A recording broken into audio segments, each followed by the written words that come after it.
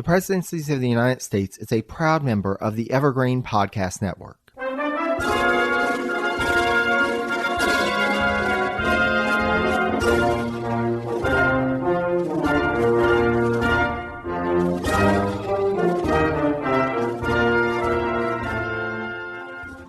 Hello and welcome to the Presidencies of the United States. I'm your host, Jerry Landry. As this is an episode of our special series, A Seat at the Table, I am joined by today, not one, but two special guests, fellow podcasters who I've been friends with for years. We've talked with one another over social media, but this is actually the first time that we've had a live collaboration. So I'm so excited to have Chris and Elsa of the Flat Pack History of Sweden on Presidencies. Thank y'all so much for being here. Thank you for having us. It's a pleasure. Yeah, it's great to, like you said, finally get some sort of collaboration and joint efforts going. It's one of those things, and especially having started this series, it's like, okay, this is finally my opportunity to talk to some folks that I've wanted to talk to for a while. So, so I'm glad we were able to make this happen. So thank you so much for being here. Before we get into our cabinet member that we'll be discussing today, I just want to give you all a chance to share with the audience, anybody who may not have heard of your podcast yet, what is the Flat Pack History of Sweden and where can folks find you? So thank you, Jerry. A Flat Pack History of Sweden, a little kind of joke, play on words there, of a well-known furniture sales store that originates in this part of the world. We are not sponsored by them, but we're a chronological podcast that journeys through the history of Sweden. So our idea is that if you listen to us, you're able to put together your own little IKEA flat pack furniture of Swedish history. Yeah, and so we started from when the very first humans arrived in Sweden at the end of like the various ice ages, and have been going at sort of varying levels of speed, approaching the modern day. So we're up to the 1400s at the moment. But you know, sometimes you have a lot of information, and sometimes we go decades with only knowing a few lines about what's happened. So that's the main bit. But we also start each episode with a Swedish phrase that we translate to English. So there's some crazy ones like "no cow on the ice." Like, what does that mean? Why do Swedish people say this? And stuff like that. Well, no cow on the ice is what we're enjoying right now. There's no problems. So right now there is no cow on the ice. And we release an episode every other Sunday, morning time, European time. So getting to the US on a Sunday afternoon. Yeah, every other week. And we're available on I want to say all platforms, but I feel if I do that, there's going to be a platform that we're not on. But I hope we're on all of the major Spotify, Apple Podcasts, Podbean. Yeah, all of those. And where we've been speaking to you a lot on Twitter, which is just at Flatpack Sweden, and the same on Facebook. And we have a website, which is a flatpackhistoryofsweden.com. So loads of places to check us out. Absolutely. And I will say, you know, as a listener of your podcast, I think that your podcast, well, I will admit I didn't know much about Swedish history prior to starting your podcast. And it's just been fascinating because I love how you work in various topics and really try and discuss not just the dates and the names, but just like we do on Presidencies, really try and get into some of the nuances and society and culture and how Swedish history connects to other parts of Europe. And it's really fascinating. And I will say, you know, as somebody who obviously loves going and doing deep dives into history, and obviously our listeners here at Presidencies enjoy that as well, because otherwise they wouldn't be listening to hundreds of episodes. I highly recommend, if you like that deep dive into history and really exploring some of the nuances, Flat Pack History of Sweden is for you. And I will be sharing information about your podcast around the release of this episode. So be on the lookout for that on social media. I'll also have it on the source notes for this episode. And also, you know, anywhere fine podcasts can be found, search for Flat Pack History of Sweden. Hello, this is Gary Chahot welcoming you to check out the French History Podcast. Our main show covers the history of France from the first humans until present. If you liked Mike Duncan's The History of Rome and wanted a similar program covering the land of beauty, culture, and love, we are exactly that. We also host world-renowned scholars who have delivered guest episodes on their specialties, including 18th century pirates, revolutionary booksellers in 20th century Paris, the special friendship between the Marquis de Lafayette and Thomas Jefferson, and numerous others. Learn what you love and listen to the French History Podcast today.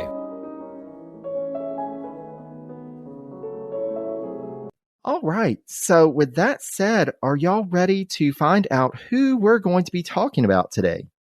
Massively. We are so excited. I'm not gonna lie, we've all day today, because it's afternoon here in Stockholm now, all day today we've been like, could it be this guy? Could it be that person?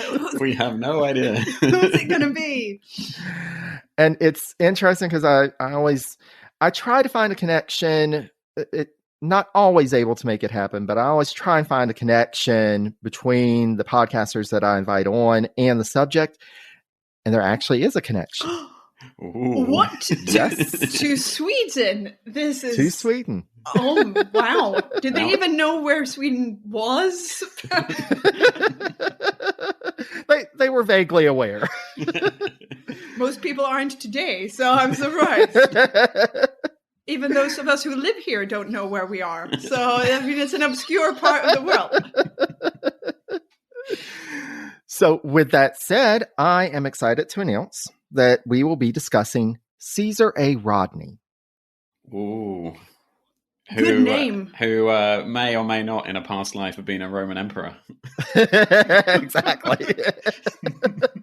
There's, folks in the early Republic loved those Roman connections. So you have to imagine that some high-fiving happening when we're going to name our kid Caesar. Yeah, exactly. So do y'all know anything about Caesar A. Rodney? So my memory is not the best, but from listening to presidencies, he was the Attorney General. Yes. And did he span two presidencies? He did. He did. And then well, I won't say anything wrong, so I'll let you explain because this is reaching the limit of my knowledge. So let's just dive in and start learning about him. So Rodney was born to Thomas Rodney and Elizabeth Fisher Rodney on January 4th, 1772. So we actually, just a few days ago, was the anniversary of his birth. And he was born in Dover in what was then the colony of Delaware. And so this is where we get that connection to Sweden. I could not have y'all on without taking a little bit of a tangent here, because I feel I should note that what became Delaware was originally the colony of New Sweden, established by Swedish colonists. And so just, again, quick tangent. So Fort Christina was constructed in 1638 east of modern-day downtown Wilmington. And the colony lasted as a Swedish colony until 1655, when Dutch forces from New Netherland, which is modern-day New York City and the Hudson River Valley, invaded. It was then consolidated as part of New Netherland and controlled by the Dutch until 1664, when the English took over.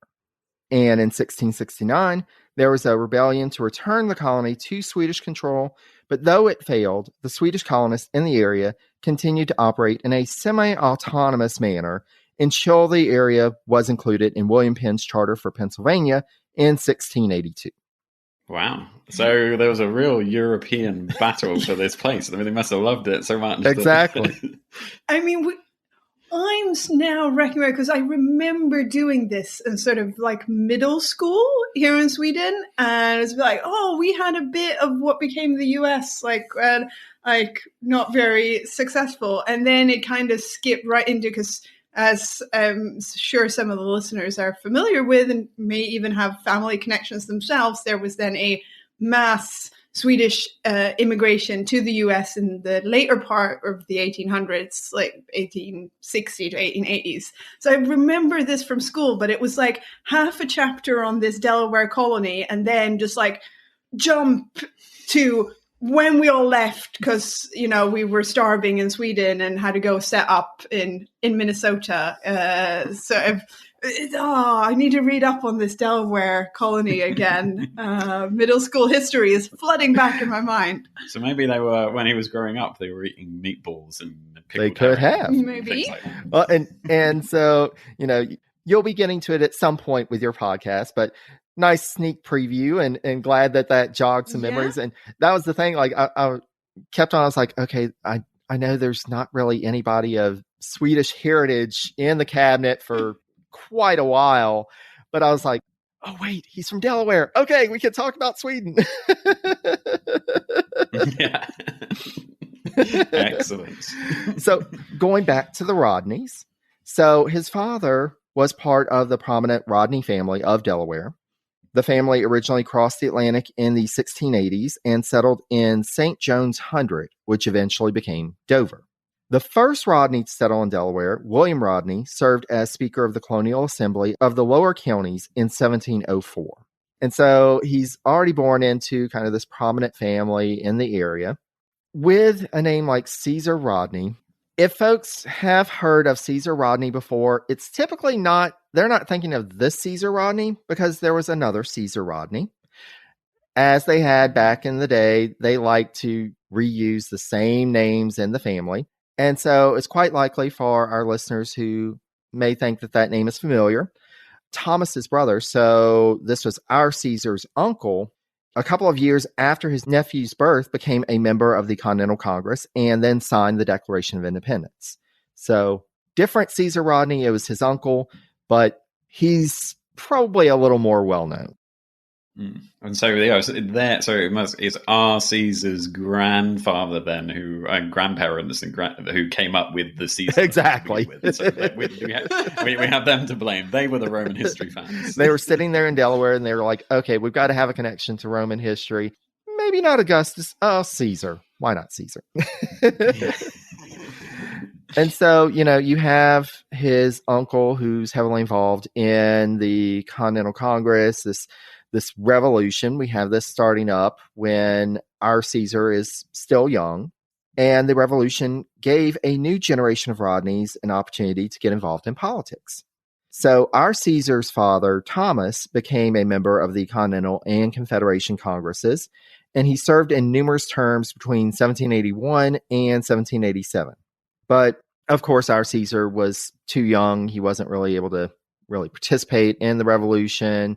There wasn't much that happened in Delaware at that time, so it wasn't as impactful for him. But, you know, of course, we had the revolution, attained independence. And so as this new nation is starting, Thomas, you know, while serving in the Confederation Congress, also served at points in the Delaware General Assembly, and he served as Speaker of the House in 1787. So the family is prominent in politics. Now, sometime around this point, our Caesar Rodney began his studies at the University of Pennsylvania. And in the same year that the new government under the Constitution was beginning, which is 1789, that's where the presidency's narrative began, Caesar graduated from that institution. Now, he went on after graduation to study law under Joseph McKean in Philadelphia for 3 years before finally being admitted to the bar in 1793. And Rodney returned to Delaware, where he practiced law in Wilmington and Newcastle for 3 years. So, as we've seen in this special series, you know, as we have these figures who are starting their professional rise, they typically are also starting families. And so at some point in this period of his life, Caesar married Susan Hunn, who was the daughter of Captain John Hunn. And the two would establish their home, which was called Cool Springs in Wilmington, Delaware. Wow, they must have been wearing sunglasses. Yeah, I know, right? They've got to be cool. It's so cool. Yeah. It sounds like one of those 80s rap band, like MC Hammer and Cool Springs. I mean, with a name like Caesar, you've got to be cool, right? Yeah. Definitely. Now, one source I found noted 6 children being born to the couple, and at least 3 of those lived to adulthood, but I haven't found solid evidence of that. So Caesar A. Rodney is one of those figures that not too much is written about him. We do have some points that we'll be talking about, but with his family, that's kind of vague from the research that I found. But the last child that I could find that was born to the couple was born in 1814. So they had children over quite a span. Yeah. Now, towards the end of the Washington presidency, so we're getting closer to like 1797, Rodney got his start in politics by being elected to the Delaware House of Representatives in 1796. And he served in that body through the 1802 session and was a noted leader in the state in the Democratic-Republican faction. So, we saw in the Washington presidency, the Democratic Republicans became kind of this opposition to the Federalists, who were more closely aligned with Washington and John Adams. And so Caesar's on the other side. He's a Democratic Republican. He apparently was gaining so much notoriety as a leader in Delaware that no less than President Thomas Jefferson himself reached out to Rodney to urge him to stand for election to the U.S. House of Representatives. And at that point, the seat was held by an incumbent Federalist Congressman, James A. Bayard. But as the president wrote to Rodney, quote, "Congress is not yet engaged in business of any note. We want men of business among them. I really wish you were here. I'm convinced it is in the power of any man who understands business and who will undertake to keep a file of the business before Congress and press it as he would his own docket in a court." Wow. And he means he doesn't, because he's trained in law, business doesn't necessarily mean selling and buying things, but just general government. Exactly, business. like keeping things going. I said, well, it's good if you're going to get someone to recommend you apply for a job. I think the president doing that is probably top of the list. Hard to turn down, though. Like if the president himself is like, "You go for Congress." Oh, hard to go. Nah, I'm actually thinking of taking up pottery. Like you then run for Congress. Well, wasn't it? Is it Levi Lincoln Sr.? Who had a choice between blacksmithing and going to Harvard or something? So yeah. Oh yeah. Him. Yeah, someone. Maybe someone at some point. How many people did turn down the president and said, "Nah, I'm going to do pottery instead"? Yeah. How many people today face the choice between Harvard and blacksmith? Not many, I would imagine. There may be more than we think, but I wouldn't think so. Yeah. And that's the thing, here you got, and it's hard to turn down somebody, like Thomas Jefferson. And especially at this point, this was in his first term. Jefferson was hugely popular. He was the prominent leader in the nation. And so, like you said, it's hard to turn this down, and he ultimately decides not to. And like you said, this meaning of business is really the business of government, keeping things going. And we see here, because Jefferson and really many of the presidents in this time carry on this air of, oh, well, Congress is completely separate from the executive branch. I'm not going to have any influence over them. Really, they did. They just made sure the right people were there, and they would make sure, okay, well, I want this to happen. Can you work this in? And so here's Jefferson actively recruiting somebody to be one of those folks. Yeah, and it's happened quite a few times where you've mentioned in the main narrative where he said, "Oh, this person needs to be replaced and moved into the cabinet." So we made sure that someone else was elected in their local constituency or their local House of Representatives, so all the pieces fall into place. So yeah, like you said, it's there's lots of that subtle behind the scenes sort of getting people in the right place. Exactly. And so here we see that, and this was still very early on in the Republic. So, and like I said, Rodney did not say no. He was like, okay, well, I can do this. And so in 1802, by a mere 15 votes, so that's how narrow of a margin this was, 15 votes, Rodney did come out on top over Bayard. And the next year, he was headed to the U.S. Congress. So the rise of the Democratic-Republican faction during this time was nothing but a good thing for Caesar's father as well. So Thomas Rodney, he had been involved in politics for a while. He was actually named as an associate justice in the Delaware Supreme Court in December 1802, but he would only remain in that post until August 1803, when President Jefferson appointed him as Chief Justice of the Mississippi Territory. So 2 generations of Rodneys are benefiting from Jefferson's endorsement and support. Oh, wow. And that's quite interesting that they're both active at the same time, because you see a lot of like brothers and things working together at the same time, but normally there's a high mortality rate relatively early on. So to actually be old enough to be active in politics at the same time as your father is still alive is quite interesting. Absolutely. And it's just it's interesting because it also speaks to how prominent this family is in politics, that here you've got 2 generations of Rodneys who are now involved in the federal government, and obviously there's a reason for that. Jefferson is trying to cultivate this prominent family in order to secure support in Delaware, which was at this time, and we'll see pretty well into the 19th century, was this Federalist stronghold. So this was Jefferson being very, very political, trying to get these leaders who would help to build the party support and help to build support for him in the state. Yeah, I guess it's a very early. Nowadays, you see in presidential campaigns, it was always, shall I pick the vice president, someone who can do the job well, or shall I pick someone from the state that I need votes from? And so it's the same exactly, sort of thing, I guess. Exactly. And so, we've got Thomas going to the Mississippi Territory, and meanwhile, Caesar, upon assuming his seat in the U.S. House of Representatives, quickly became a leading figure in that body, which was exactly what Jefferson was aiming for.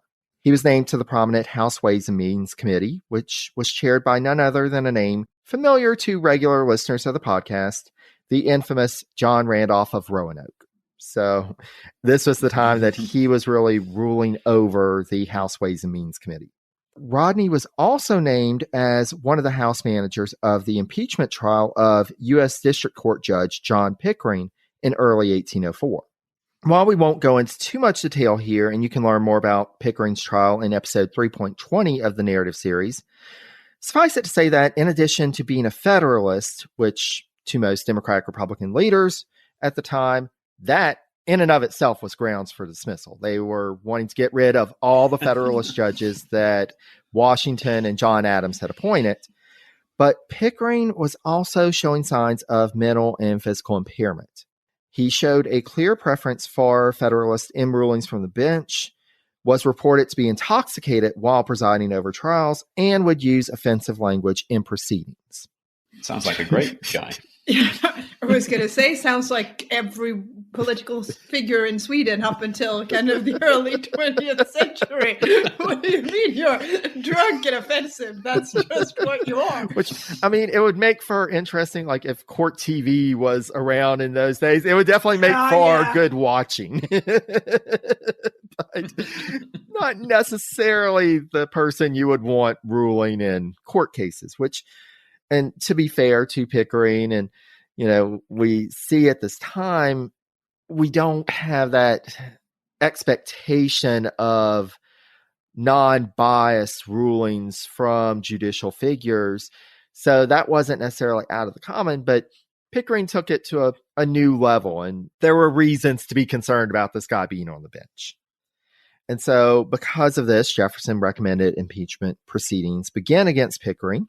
The House voted for impeachment, and a trial was held starting on January 4th, 1804, that carried on for 2.5 months. And so Caesar Rodney was one of the House managers of this. He was involved in the prosecution of Pickering in this trial.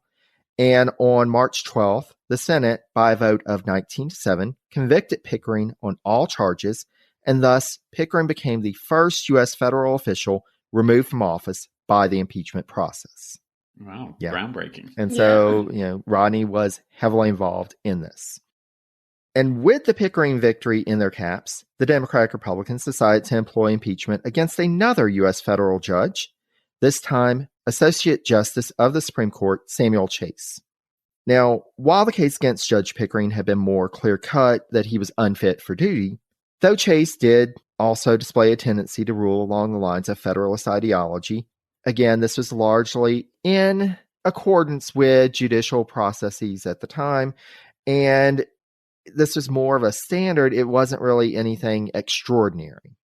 And I'll refer you to episode 3.25 of the narrative series for the full details of the Chase trial. But as with Pickering, the House voted to impeach Chase, and his impeachment trial began on February 9th, 1805, with Representative Caesar Rodney again acting as one of the House managers in this trial. So they're like, let's pull together the same team. Let's make this happen as well. Let's get Chase off the bench, and then we'll be able to appoint a new Supreme Court justice. Now, this trial wouldn't last quite so long because it was clear to everyone this was political. This was just the Democratic Republicans trying to take out a Federalist judge and be able to appoint somebody to the Supreme Court who was more in their line of thinking. And so on March 1st, 1805, Chase was acquitted of all charges against him. This acquittal would end Democratic-Republican plans to use the impeachment process to remove Federalist judges from the federal bench. So this was definitely an overreach, and they had to rethink and let's walk this back. Yeah, once you've done something once, it's easy to think, oh, let's do it again. And it just didn't work, and they're like, okay, we got the point. Now, this also marked the end of Rodney's term of office in the U.S. House of Representatives because, as we know, representatives serve 2-year terms, so he was back up for re-election, and he was pitted against Federalist candidate James A. Bayard once more. So the guy that he replaced came back. He was like, no, I'm going to try for this seat again. I mean, it was close. I mean, only a few votes in between them, so justified. Did they have automatic recounts and things back then, or did they just people tend to accept it even if it was pretty much they accepted it? I haven't read of any cases of recounts, and elections in that time were quite interesting because we think of the secret ballot, we think of having to count. Mm-hmm. Most everybody knew how you were voting. It was pretty public, and most of the places, and I haven't seen any instances where this wasn't the case, but of course, I don't count myself as an expert on election history, but they would actually take a ballot and it would be like the party ballot. So you would vote for all the Democratic Republican candidates, or you'd vote for all the Federalist candidates.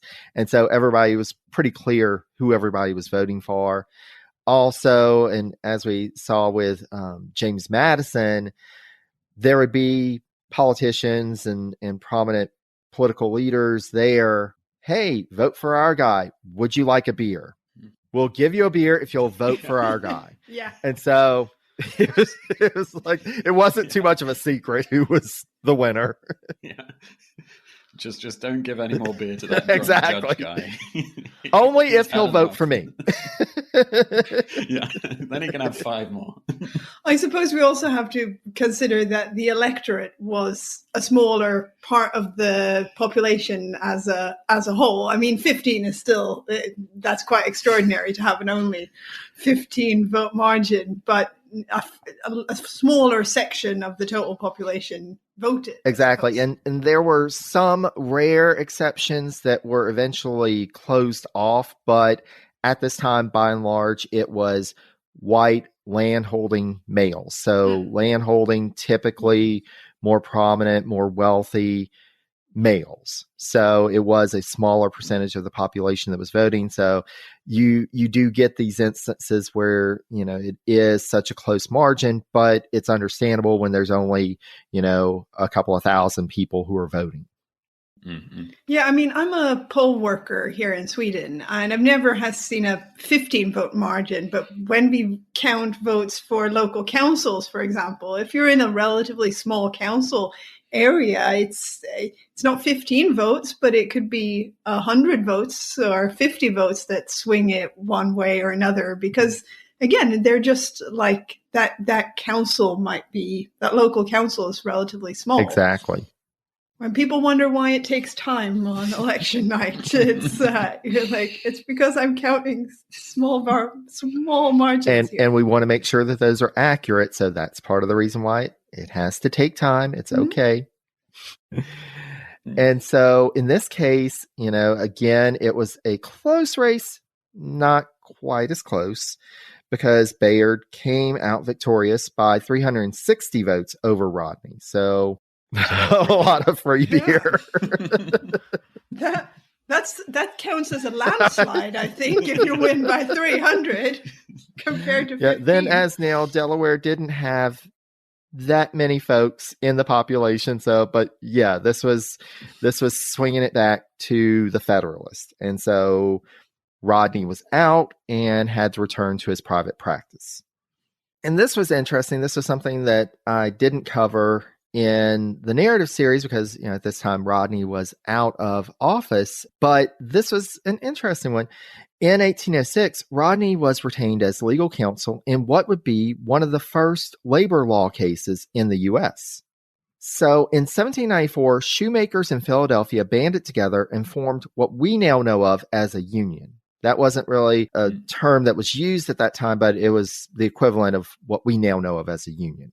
Their organization was called the Federal Society of Journeyman Cordwainers, which was named after a popular type of leather used in shoe construction at the time.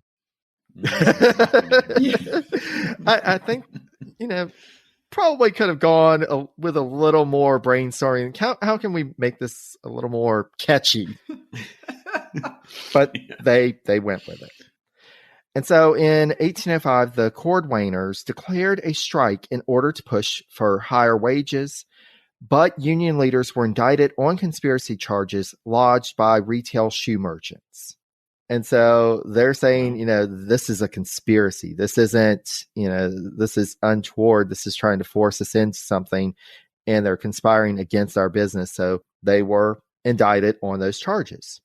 And so the Cordwainer leaders asked Rodney to serve as their counsel, and thus he defended them in the case of Commonwealth v. Pullis in 1806. The case was heard in the Philadelphia Mayor's Court, which was not a court of record. Thus, we only have shorthand notes from a printer who published the proceedings.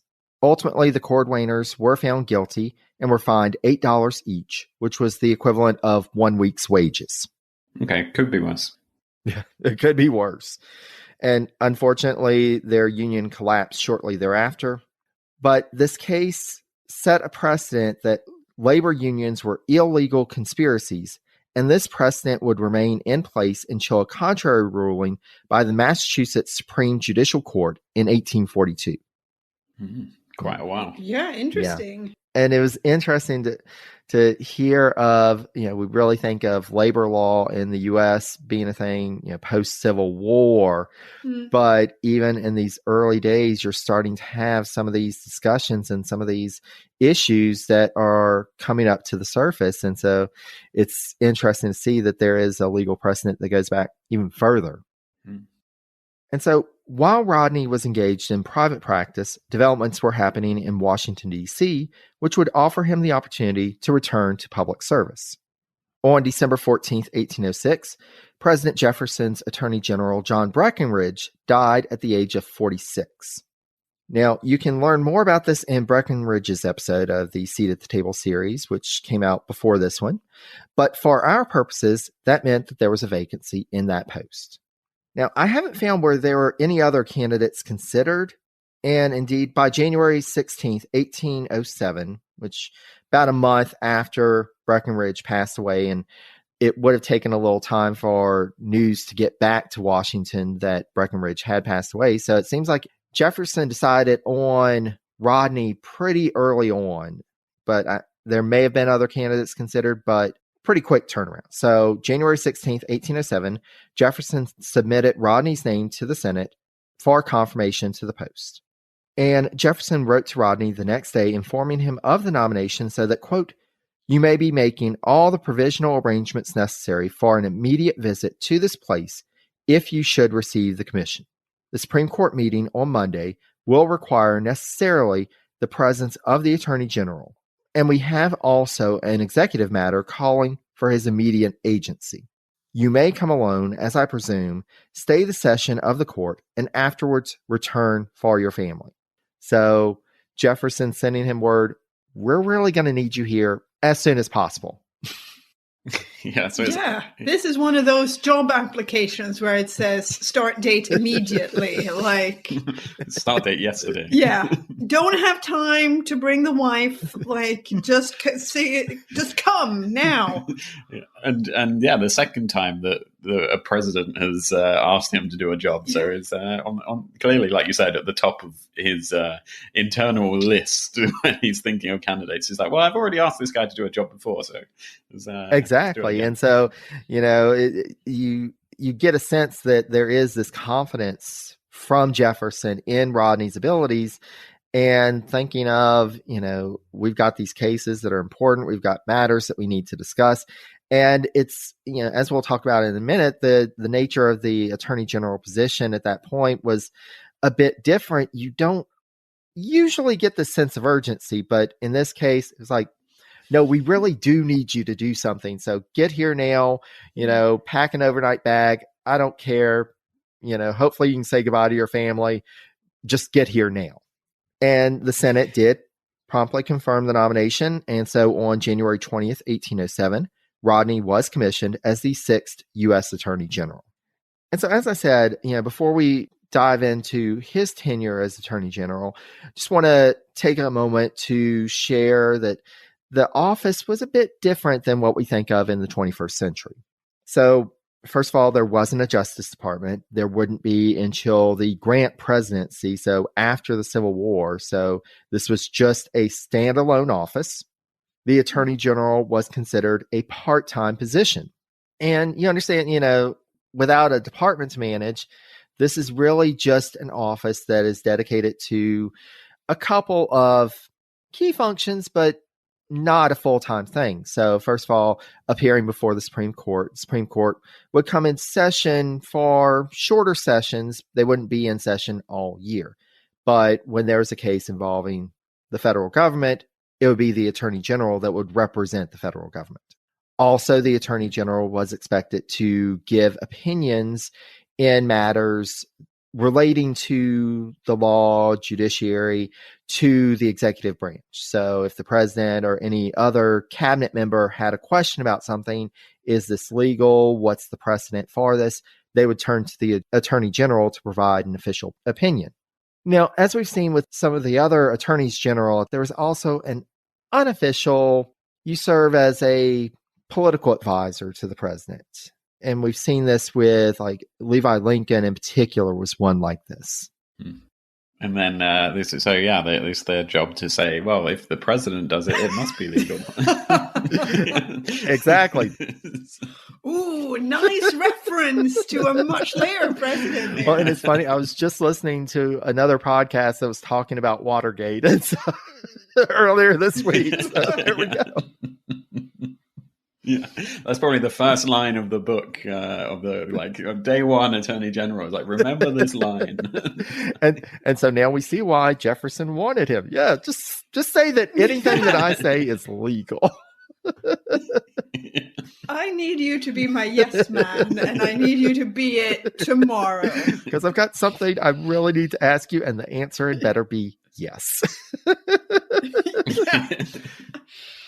Don't worry, it's only half time anyway. You can play golf in the afternoon. Yeah. It's great. It's a breeze, this job.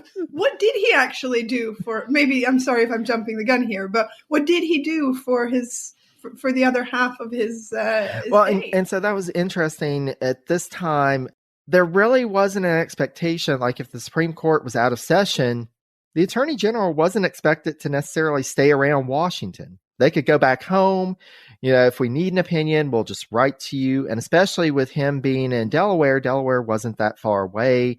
So it was pretty easy to, send something in the post, get an opinion pretty quickly. So it was expected that attorneys general at the time would actually carry on their private practice. And again, like thinking of from the 21st century context, thinking of an attorney general arguing on behalf of the federal government. And then also in these private cases, it's like, seems like some conflicts of interest may come up here. Yeah. Yeah. And imagine being one of those other lawyers or defense or prosecution. It's like, okay, right, did this guy steal this man's cow? It's me versus the attorney general. Exactly. I mean, everything I know about law in the US, I know from watching the TV series Law and Order growing up in Sweden. So I'm now just imagining one of those Manhattan attorneys, like also being the attorney general, like half time. Would make the show even better than it already is. Exactly. And that's the thing. It's like, okay, I'm going against the attorney general. You know, that really did, you have to imagine, created some kind of sense of I'm just this private lawyer in this, little town here, and I'm going against the attorney general. Yeah, this isn't going to go well. But yeah, it was definitely a different office than we think of nowadays. And again, like with Rodney being in Delaware, it was seen as this was going to be a good fit because he could manage his personal affairs, his personal business, but also do the nation's business. So you can see kind of why it would be attractive to him and why Jefferson would think of him. And also Jefferson knowing, he was a prominent lawyer. He had been one of the managers in the impeachment trials. So he knew this was a guy you wanted on your team. And so, like I said, sometimes this office would be seen as like also an unofficial political advisor. And thinking of Jefferson and thinking of wanting to build up the Democratic Republican Party in Delaware, again, this would be, and we've seen other examples in the Jefferson cabinet where this may provide some insight and perspective to the administration. Okay, well, how can we improve things, in Delaware? How can we improve the party standing there? So numerous reasons you can see why he would arrive on Rodney as the guy pretty quickly on. Now, Rodney would find his entry into the Jefferson administration a busier one than normal. As we see, he had this urgent call, get here now. But also, the Burr conspiracy was coming to light around the same time. So again, this is one of those cases, we don't want to go too into the weeds with the Burr conspiracy. We covered that in the Jefferson Narrative series. But suffice it to say, the former vice president of the United States, Aaron Burr, who had already been scandalized with his fatal duel with Alexander Hamilton, was discovered around this time to be up to something in the West. We still struggle nowadays, and they struggled at the time to figure out exactly what he was up to, because some thought that he may be trying to break off the western portion of the U.S. into its own nation, or to hand it over to some foreign power, or maybe he was organizing a filibustering expedition to Mexico to take it over and become emperor, or maybe he was taking over New Orleans. We don't really know. He was just up to something. And by this point, Burr had that reputation for, this is a schemy guy. He's up to something. Yeah. Well, if you've killed someone as well, that's a pretty, even if it isn't a duel, which is a bit more legitimate then than it is now, but still a bit of a character. And not just anyone, Alexander Hamilton. The musical guy. You are the bad guy in the musical. So, So he has this reputation. And whatever he was up to, it was clearly understood this was not in the national interest of the United States. The Jefferson administration, the more they heard about it, the more, this is not good for us.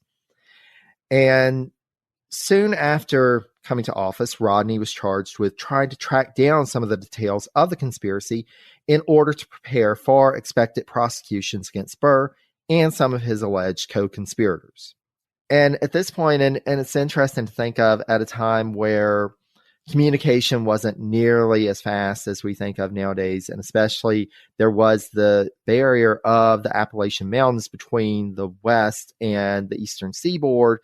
In some cases, it would be easier to get information if it traveled by boat from New Orleans to Baltimore. But you have all of these reports coming in from the West to various administration officials, including Rodney, just warning something's up. You've got to do something. Something is up here. And so Rodney, as a lawyer, he looked at these reports with a skeptical eye. Yeah, and I mean, it was very much, the Chicken Little story of the skies falling. I mean, there were some outrageous reports coming. Rodney was the guy who was saying, he warned the president that, quote, what credit is due to it, i.e. the alarm over Burr's plans, is equivocal. So he's like, there's definitely something going on, but let's really think this through. I don't think it's as extreme as some of these, but, we do need to get down to the bottom of this.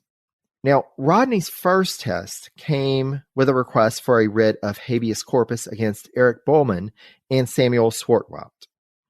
So habeas corpus is invoked to protest an unlawful detention and request that the accused be brought before a court to determine whether or not the detention was justified or the accused should be set free.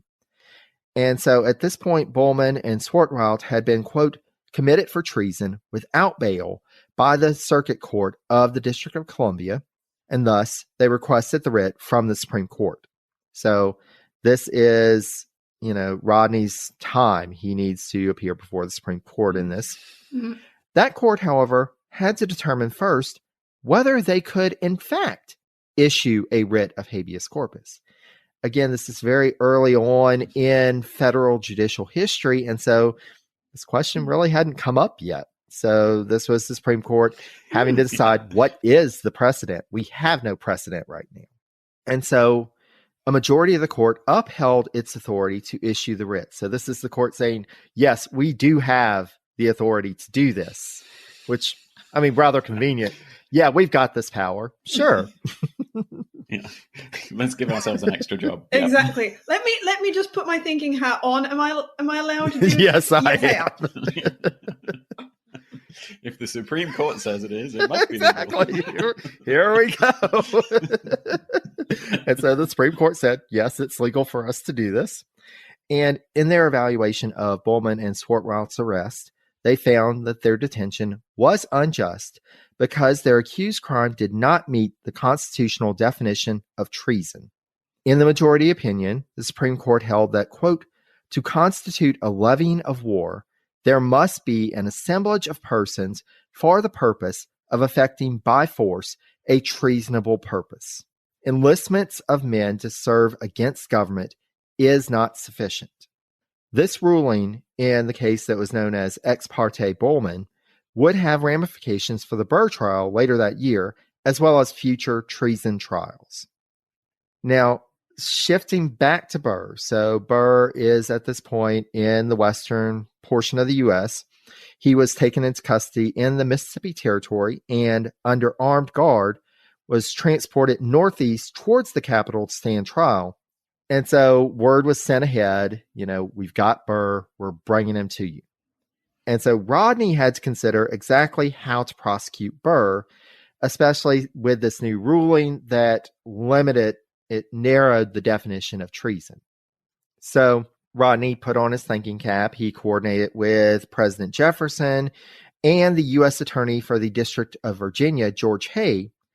And together they decided that they had to prosecute Burr for a specific instance. And this instance was actions on December 10th, 1806 on Blennerhassett Island, which, though this was an island in the Ohio River, and so Ohio River, this is like right on the border of the state of Ohio.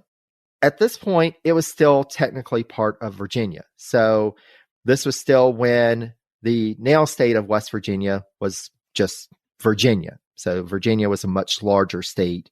And this island, even though it was in the middle of the river, was technically part of Virginia. So it was decided the District of Virginia is where we need to prosecute him. Now, there's one problem with this. Burr was not actually on Blennerhassett Island on December 10th, 1806. So while this island was being used by conspirators as a staging ground for their plotting, and it had been attacked by Virginia militia around that time, this decision to prosecute on these grounds would ultimately prove to be a big mistake for the Jefferson administration. Perhaps an even larger mistake was having the case go through the District Court of Virginia, as Chief Justice John Marshall sat as the circuit judge on that court. And if there was anyone that President Jefferson despised more than Aaron Burr, it was John Marshall. The feeling was rather mutual as well. Yeah. These two men were nearly completely ideologically opposed. Still, Rodney did his due diligence. He coordinated with federal agents in the West to screen potential witnesses for the trial and gathered as much information and evidence for the prosecution as he could, with, of course, a focus on the activities on Blennerhassett Island. In late March 1807, Rodney traveled down to Virginia to coordinate with Hay and lead the prosecution effort, as well as report back to Jefferson on developments from the ground. So Jefferson was heavily invested in this trial. He wanted to take Burr down. He needed his trusted right-hand man, Rodney, on the scene, leading the prosecution and giving him regular reports. Rodney was initially confident and reported as such to the president, writing that, quote, "I flatter myself we shall have ample evidence at the court to induce a grand jury who are impartial and intelligent to find a bill for treason, after which I hope he, i.e. Burr, will no longer be permitted to roam at large." We're going to get the guy, basically. We're going to get the guy. But it's amazing, just the whole, like you mentioned in the narrative series, the president is so involved in this, and the president is basically saying, "You need to go get this guy. I'm putting the resources of the government at your disposal to get this guy," which is amazing. I suppose you have more time for personally kind of invested conflicts when you're not like going to the G7 meetings or I don't know, reading books to school children, because you need that kind of public engagement. These guys had more time. Exactly. And especially Jefferson, because Jefferson, he was either in Washington or Monticello. He wasn't traveling that far. He was staying within his nice little bubble of area. So he had that time to think through that Burr. How are we going to get him? But it really does speak to, and again, from a 21st century context, this seems like trying to unduly influence judicial proceedings. And, we covered this in the Jefferson series, but they were even sending out these blank forms, just saying, just get, if this person is willing to testify, here's a blank form, just get them here. We'll do whatever we need to make this happen, because we just need to get Burr. That's the presidential level of free bidding. Exactly. Whatever. And even with this, even with all the efforts of Jefferson and Rodney, as soon as the proceedings began, unfortunately, Rodney's son fell ill, and he had to leave Richmond to return home. So with this, Jefferson was set. He was like, okay, my guy's on the ground. He can make this happen. And Rodney's like, sorry, this thing came up. I've got to go. And so District Attorney Hay would serve as the chief prosecutor for the government in this case, with Rodney helping to guide efforts from afar. Hay's best efforts were not good enough. Though ex parte Bowman had referenced, quote, an assemblage of persons, and there was indeed an assemblage of persons on Blennerhassett Island on December 10th, 1806. Nobody was disputing that. However, in a ruling intended to guide the deliberation of the grand jury, Chief Justice Marshall on August 31st, 1807, noted two key problems with the prosecution's case. First, as we said, Burr was not present on Blennerhassett Island on the date around which the case was built, nor had the prosecution established that the folks assembled there were doing so at Burr's direct request. So tying this back to Burr was not happening. Second, quote, the assemblage had to have the appearance of war and involve actual force, and the prosecution had not established that to have been the case with those assembled on the island on December 10th, 1806. These were just folks gathered on this island. You can't really call that an assemblage of war. And with that evidence, the grand jury had no choice but to send back their ruling that, quote, we of the jury say that Aaron Burr is not proved to be guilty under this indictment by any evidence submitted to us. We therefore find him not guilty. Freedom. So this wasn't necessarily a complete, he's not guilty. This was, they just haven't proven him to be guilty yet. Yeah. There was a nuance. Specific words. And Burr had some things to say about that, but, he's off the hook, technically. Though the prosecution of Burr was ultimately unsuccessful, it doesn't seem from what I've read that Jefferson attributed any of the blame to Rodney. Rather, he asserted that, quote, before an impartial jury, Burr's conduct would convict itself, and felt that Marshall had unduly influenced the proceedings. Yeah, right, Jefferson. Blame that. Not any. How dare the judge try and influence these proceedings? I'm trying to influence these proceedings. Yeah. And I'm the president. And if the president says it, it must be legal. Or if the president says it, it must be guilty. Yeah. And indeed, this was much the same view that Rodney took, as we can see in his letter of October 1st to Jefferson, where he wrote, quote, our counsel at Richmond have acted like men and have acquitted themselves with honor. But it is in vain to struggle against wind and tide. The current on the bench was irresistible. It's all Marshall's fault. Yeah. Never mind the fact that we didn't have a case, but it's obviously somebody else. We built this shaky case that was easy to take down, but it's Marshall's fault. And Rodney also tied the failure to the Democratic-Republican argument that the judiciary was unduly composed of Federalist judges who were carrying out a political agenda from the bench. In that same letter to Jefferson, Rodney wrote, quote, the judiciary have been so much elevated above every other department of the government by the fashion, and I may add, the folly of the times, that it seems dangerous to question their omnipotence. But this period has arrived when this colossal power, which bestrides the legislative and executive authorities, should be reduced to its proper limits.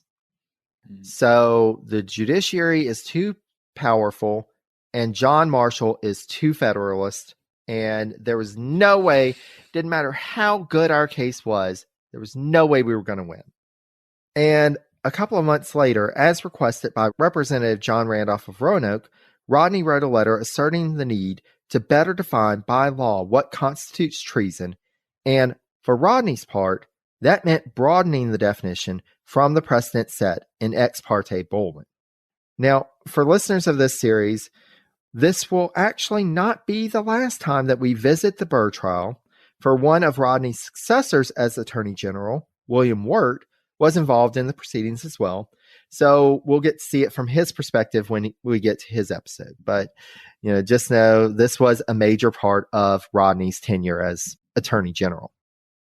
Excellent. I'm glad that we get to hear more of this because it's so good.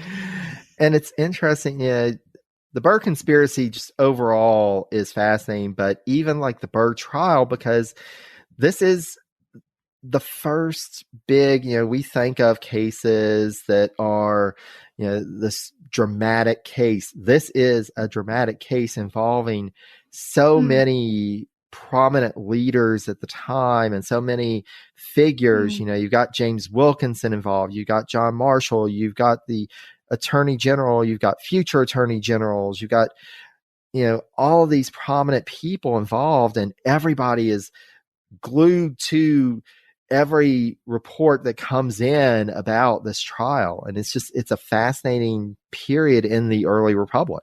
And I remember you saying in the narrative, like, everybody moved to the town where it's taking place, and so you could just imagine the reporters of the time, just everybody's living in the same areas. You could just bump into people. Oh, what do you think? What's going on? Did you hear that yesterday? And it's exactly, just, really, exactly. But so the administration is quite bitter that the Burr trial didn't go their way. But returning the focus to Rodney, his work in the Burr trial was the most notable role that he served in the Jefferson administration, though, to be fair, he did come into an administration that was winding down. So this was the second term. This is getting towards the end of the second term. So his second year in office was actually the election year. Rodney would still be called on to provide his advice on Jefferson's annual messages to Congress, but there just really wasn't much going on in terms of being Attorney General at the time. And the presidential election of 1808 would see Jefferson's right-hand man, James Madison, win election to succeed him as chief executive. Now, Rodney's relationship with the incoming president would not be as close as the one that he enjoyed with Jefferson. He was still asked to remain as Attorney General, but the two really weren't that close. Now, historian Robert Rutland, in his book on the Madison presidency, blames the fact that Rodney remained in Delaware most of the time during his tenure as the reason why Madison rarely consulted him. However, for those who listened to the Levi Lincoln episode, you'll know that an attorney general could be a close advisor while still being outside of the Capitol. And in Lincoln's case, he was even further away, but there was a constant back and forth between Jefferson and administration officials and Lincoln. So this really doesn't feel like the reason. Yeah, it takes two to tango. You can't say, he's not speaking to me if you're not trying to speak to him. But it's interesting because this is an argument that we see in work today quite a lot, like post-pandemic. People are talking about people aren't in the office enough. Like, if you're working from home, you don't establish the same kind of contact and relationship with your colleague. Maybe that's would have been Madison's kind of explanation as well. Well, this guy is always in Delaware. I don't ever see him. We can't have Zoom meetings because it's the early 1800s. I just don't know how to work with my attorney general because he's not in the office. Exactly. And for my part, and going out on a limb here, but that really does seem to be the case from what I've been reading, because where Rodney came in the latter part of the Jefferson administration and wasn't always there in Washington, hadn't been, he had served one term in the House of Representatives, but Madison really didn't have, from what I've seen, a chance to really establish a close relationship with him. And so Madison already had his close advisors. He had been in Washington for years as Secretary of State. He had established close relationships with other people like Albert Gallatin. And so he would have leaned more on them versus this random guy from Delaware who happens to be Attorney General, and I don't want to go searching for another one. I'll just keep him on. Yeah. He's good enough. We need a name on the piece of paper that says who does what. This guy isn't in the way. He's not causing me any problems. I mean, Jefferson spoke highly of him, so I guess he's okay, sure. And for Rodney's part, he spent a good portion of his time during the Madison presidency in Wilmington engaged in his private practice. Now, this proved to be an issue in the summer of 1809 when Secretary of the Treasury Gallatin, who was acting as the point person for Madison in Washington while the president was back at Montpelier, sent off to Rodney for his legal opinion on an urgent foreign affairs matter and was unable to get a response from him. So this is one of those cases that, maybe you should be checking your mail pretty often, or we may have something important come up. Yeah. But Rodney did find time to chime in when news arrived of a new British minister being sent to the U.S. who had rather of an infamous reputation. Now, listeners can learn more about Francis James Jackson in the Madison narrative series, but for Rodney's part, he wrote to Madison with his recommendation that the government reject Jackson outright and inform the British government in doing so, quote, that we declined entering into a negotiation with a minister from whose personal character would contemplate no favorable result. So you don't have time to answer about this actual legal opinion, but you're going to be stepping into foreign affairs. Okay. Yeah. And just kind of like, he doesn't seem like a nice guy. I have opinion on if the guy's a nice guy or not. And he's not. And granted, Francis James Jackson was not a nice guy, but yeah, you do you, Rodney. Rodney was also engaged in correspondence with then Senator Henry Clay about the debate over the recharter of the Bank of the United States in 1811, informing Clay that, quote, its, i.e. the bank's, friends and its enemies about equally divide the legislature. So it's interesting here, we have Rodney not necessarily being a major advisor within the administration, but it seems like he's still carrying on correspondence and being aware of things in Washington in Congress. So we've got some interesting stuff going on here. And it does speak to that there was this divide at the time in the Democratic Republicans. You had the faction that was closer to Madison, and then you had a growing opposition to Madison. And does it seem like it's Rodney wanting to get information from those people, or is it people from outside wanting someone on the inside to more use Rodney as their source, sort of?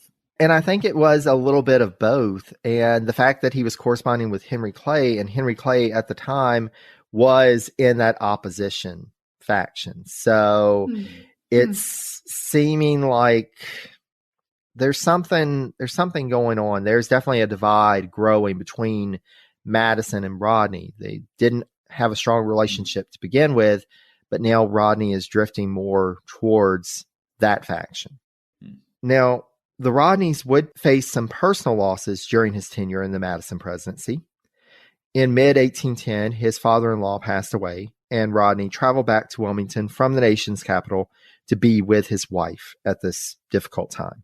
And around half a year later, after nearly 8 years of service as Chief Justice of the Mississippi Territory, Attorney General Rodney's father, Thomas Rodney, passed away on January 2nd, 1811 in Natchez.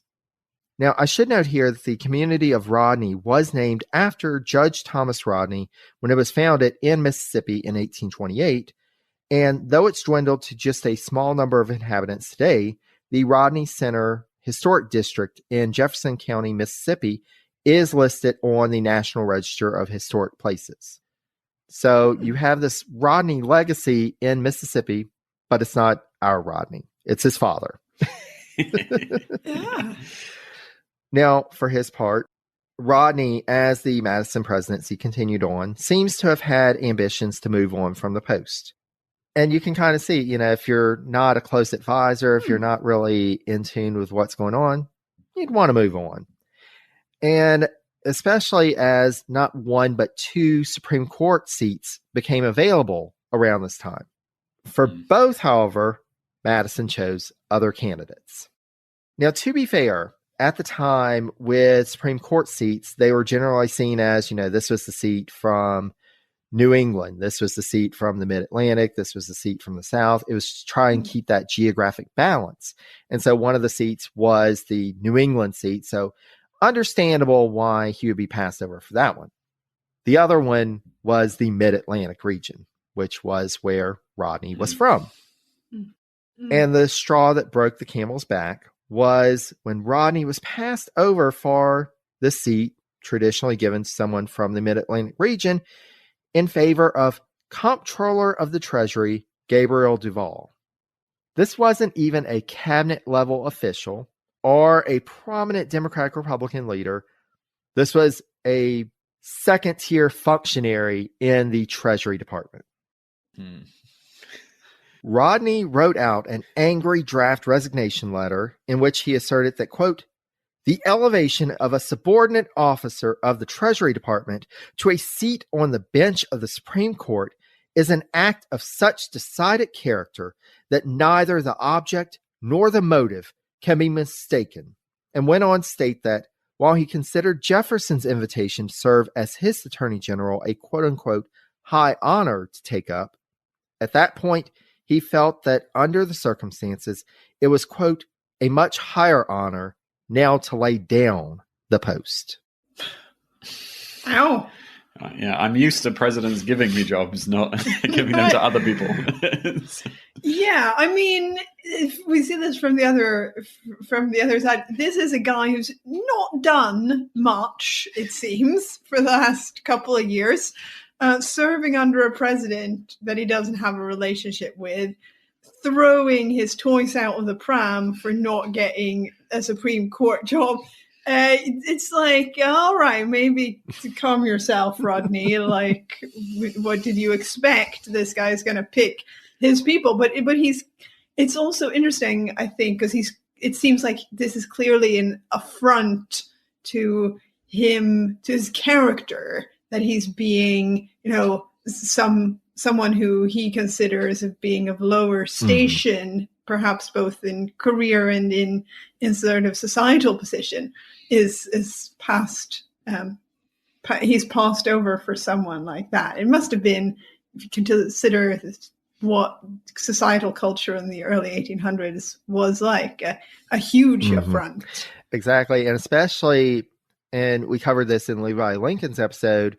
So Levi Lincoln had been out of office as Attorney General for a while, but the seat that was from New England was offered to him numerous times.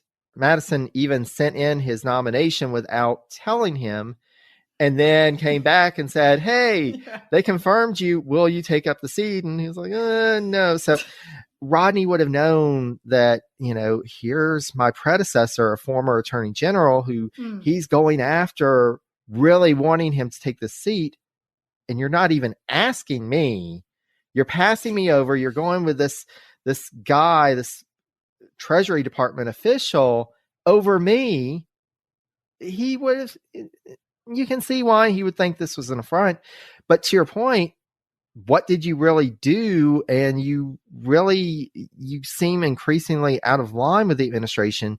So why would Madison want to appoint you? Yeah. Now, and this letter just reads as just bitter. But as I said, it was a draft. He decided, he had a quick rethink. He's like, maybe I shouldn't send this.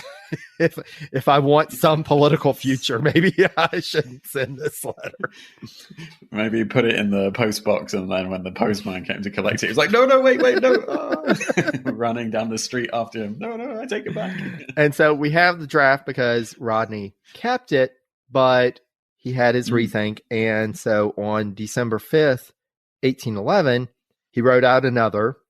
This was a one-sentence note to Madison. Quote, I do hereby resign the office of Attorney General of the United States. That's almost worse. I feel like that's very Swedish, almost. Maybe this is his Swedish roots in Delaware. The Swedish people we can sometimes be taken for being quite rude unintentionally because we're very straight to the point. Yeah, when I started work here in Sweden, and I would send either in English or in Swedish, I would send very sort of British work emails. It's like, oh, hi Jerry, how was the weekend? I hope you're doing well. I just wanted to check if we should do the thing or we should do the other thing. And you would literally just get an email back with okay, or yes, no, hi Chris, thanks, or literally not even hi Chris. And so it's like, yeah. So some people don't even sign their names in emails because you have the automatic email kind of like footnote with your signature. With your signature. So I think we should cut him some slack here. Maybe this is his Delaware Swedish roots. Just he's going to say what he wants to say. He's going to resign. That's what it does. It only took him one sentence to say that.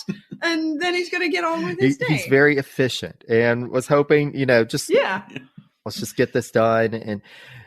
But it's funny, like, having that bitter letter and just going on, and then I resign. That's it. I'm done. you have to wonder what Madison thought of this. And especially, at the time, there were usually these flowery letters. It's been an honor and a privilege. And I resign. But, whatever. It's done. And he left office on that date. I mean, didn't even, and again, like usually they would say, okay, well, I'm intending to resign. I'll leave on this date, give you some time to figure out who the next person is. He was like, I'm out of here. I'm done. I enclose my my work mobile phone and everything with this letter. To be fair, though, this guy didn't spend much time in Washington. Like, maybe he didn't even have an office to clean out. No plants, no personal coffee mug that he took into the office. He could extract himself probably quite easily. I'm taking this one picture with me of my wife. That's it. Me and Jefferson. Taking this pen that Jefferson gave me at one point. That's it. I'm done. And I did not find any evidence that Rodney ever corresponded with Madison again, though he did from time to time exchange letters with Jefferson. So, what a surprise. Like, I'm out of here and I don't ever want to talk to you again. Not going to add you on LinkedIn. You're not part of my personal network anymore. That suggestion comes up. No. Decline. X block. And so after leaving the cabinet, Rodney returned home to Delaware, and during the War of 1812, he served as a captain of a rifle corps that was ultimately commissioned as the Delaware 1st Artillery. Rodney's unit... Wow. How old is this guy? Sorry, how old is this guy then? All of a sudden taking up a military position. I'm curious now. And there were some folks who were older, who were taking, who were officers at the time. And we'll talk more about this in the when we get to the War of 1812, because you would have these political officers. So 1772, 1812, let me pull up. I mean, because not a lot of people launch a military career at the end after being Attorney General. Their other career. So at this point, when the war began, he would have been 40. That's not too old. Not too bad, but still, yeah, it's like, this came out of nowhere, but you would have like these political generals or officers that, because they were a prominent person, let's commission them as an officer. It doesn't matter that they know nothing about the military. It'll work out, right? They just saw they just saw someone who was called Caesar. Send to the British. We've got Caesar in command. Also, to be fair, that's exactly how the nobility has always worked in the Scandinavian countries. You have this surname that means that you belong to this section of society. Of course, you're going to be a military commander. I mean, that was the case well into the 20th century. Definitely. All right. So, sorry, continue. Oh, no worries. So Rodney is serving as the captain. It's ultimately commissioned as the Delaware 1st Artillery. Rodney's unit would first serve at Fort Union in Wilmington, Delaware, before receiving orders to be transferred to the Canadian Theater of Operations. Then it was brought back closer to home, where they served in the defense of Baltimore during the British invasion in 1814. Now, after the war ended in 1815, Rodney was able to hang up his rifle and turn his mind to politics once more. He was elected to the Delaware State Senate and served in that body from January 1815 until the end of his third term in January 1818. Now, his exit from legislative service overlapped with him assuming a new role.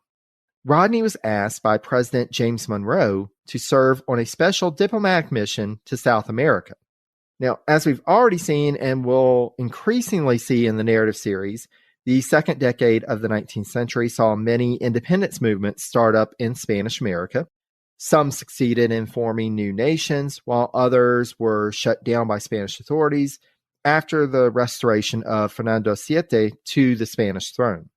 Now, the Monroe administration decided in late 1817 to send Rodney, along with Theodoric Brand of Maryland and John Graham, who was the chief clerk of the State Department, as a special diplomatic commission to travel to South America to learn more about these new governments and report back to the U.S. government. On December 4th, 1817, the South American Commission departed aboard the USS Congress and arrived in Rio de Janeiro on January 29th, 1818. Wow. Now, sometimes together, sometimes separate, the commission made their way through the continent over the next few months. Rodney and Graham departed from the Isla Margarita in Gran Colombia on June 25th and arrived back at Norfolk, Virginia on July 8th. Now, after Bland's return to Philadelphia on October 29th, he stayed around a bit longer, but finally made his way back to the U.S. The commission considered how to best report their results. Given that they had traveled to different locales and had varied intelligence to provide, the decision was made for each commissioner to issue their own report to the federal government. Rodney, in his report, advocated that the U.S. government should recognize the new South American republics, and he and Graham advocated as such in their findings in a publication entitled Reports on the Present State of the United Provinces of South America. Now, one report that I read noted that this report's findings helped contribute to the Monroe Doctrine. Mm-hmm. So it's interesting, you've got this new administration, you've got new things going on in Latin America, and Rodney is putting in his 2 cents. He's participating in this diplomatic fact-finding mission. It's really interesting turn in his career. Yeah. Yeah, wow. He's doing everything. And like you said, it's going to be hugely influential for the entirety of the Americas that the U.S. decides, no, we're going to involve ourselves with South America as independent states rather than back Spain as an old kind of European colonial power and relate to them. Like that's one of those real massive shifts in not just American history, but world history. Absolutely. Absolutely. And here you've got Rodney right in the middle of all of this. Mm. Now, after his return to the U.S., Rodney was put forward as a candidate for a seat to the U.S. House of Representatives. So this is, decades after his previous service, nearly 2 decades, and he was put forward again. In this election, he defeated the incumbent and fellow Democratic Republican Willard Hall and assumed his seat in the 17th U.S. Congress when it convened in early December 1821. Rodney would not be in the seat for long, though, because he was chosen as the replacement for U.S. Senator Outerbridge Horsey, which is one of those names, Outerbridge Horsey. Let me say it again. Yeah. It's like, is Jerry reading something on the wrong page of his notes? It's like, or did 2 of his pages glue together and he read out oh no, okay, that was the guy's name. We're just gonna roll with that. Fine. Which I'm interested in finding out more about him. Of course, that's out of our scope, but why? Why? Can I just put in on a personal note? My name's Åsa Svensson. People think that that's an unusual name that's difficult to pronounce. May I present to you my counter argument, Outerbridge Horsey? Exactly. I rest my case. So, Senator Horsey.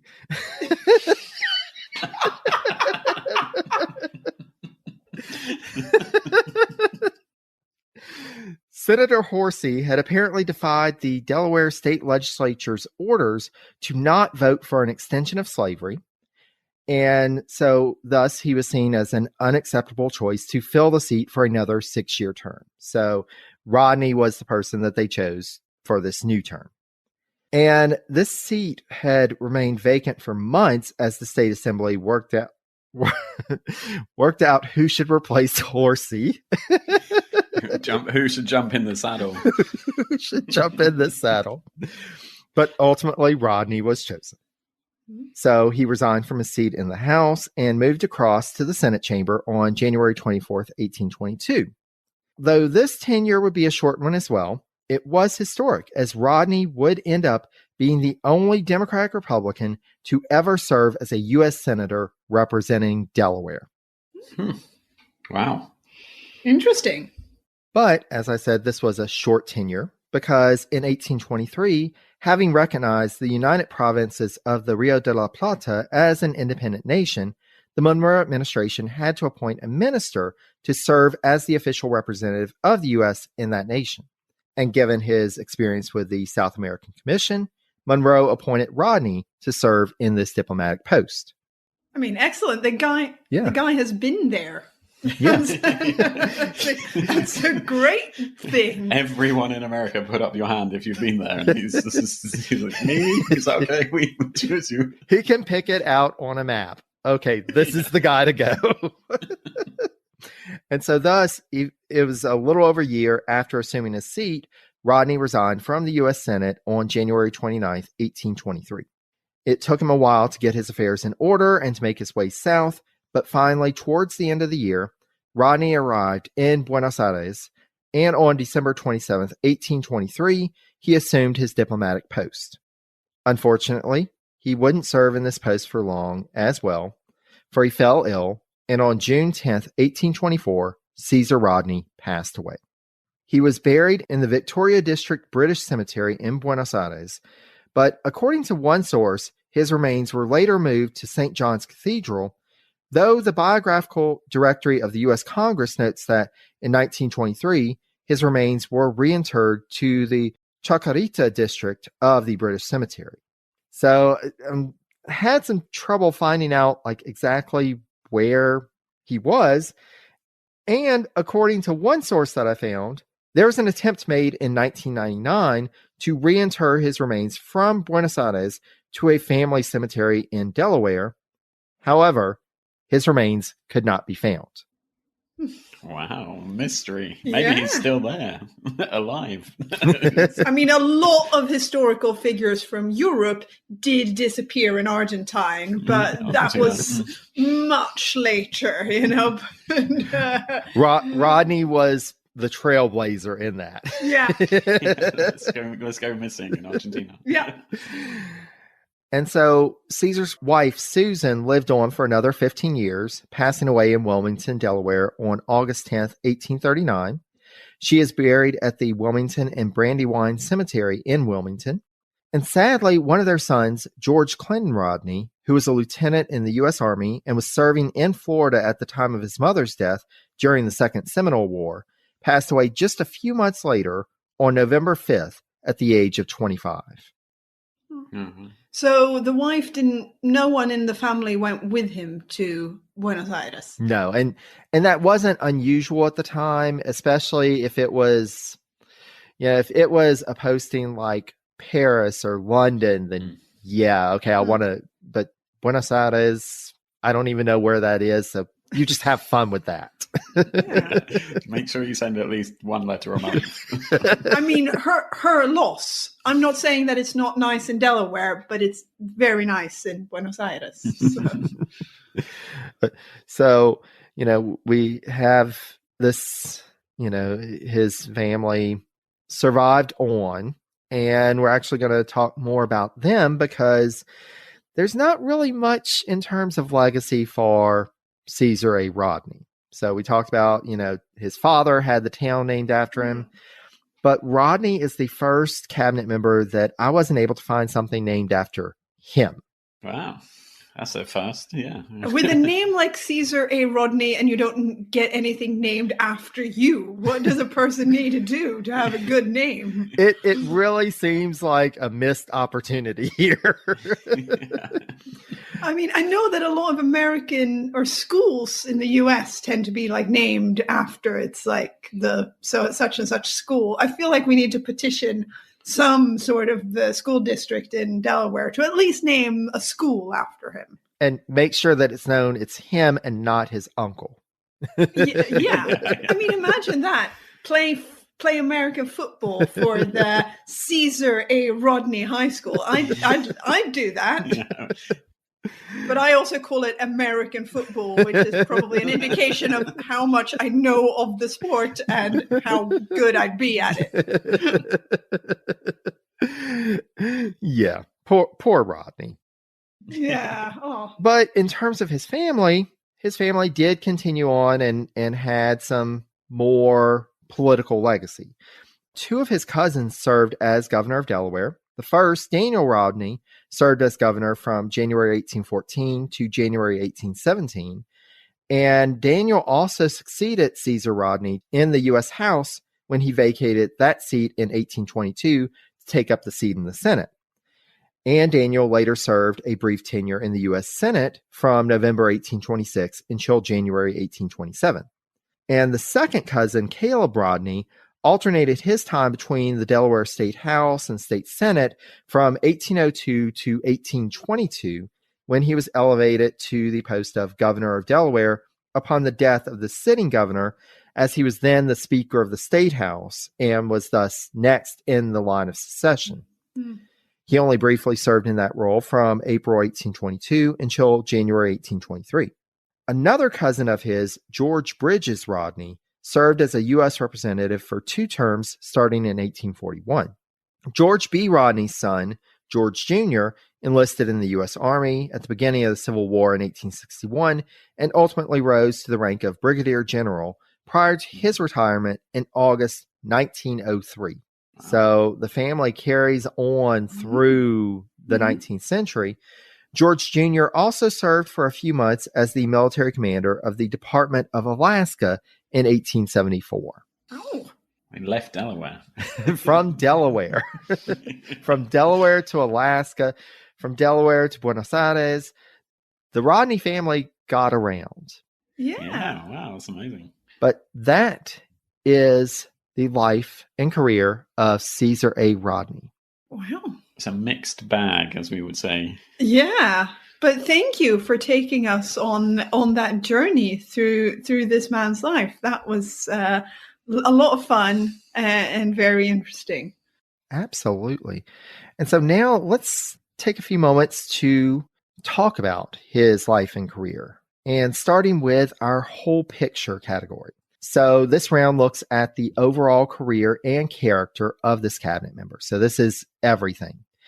And in this, we will be ranking him. Each of us will give him up to 10 points.